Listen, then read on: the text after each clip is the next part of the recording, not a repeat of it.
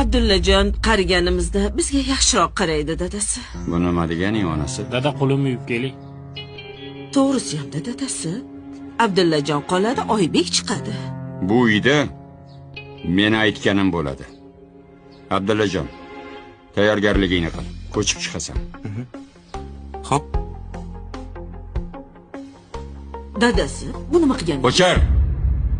Necha marta aytganman senga bolalarni biridan birini ajratma deb. Voy, men yomon gap gapirdimmi? Abdullaning ishlari bir yaxshi. Birga tursa hech narsadan qiynalmaymiz. Esi yo'q xotin. Hozir nima qilganingni bilasanmi?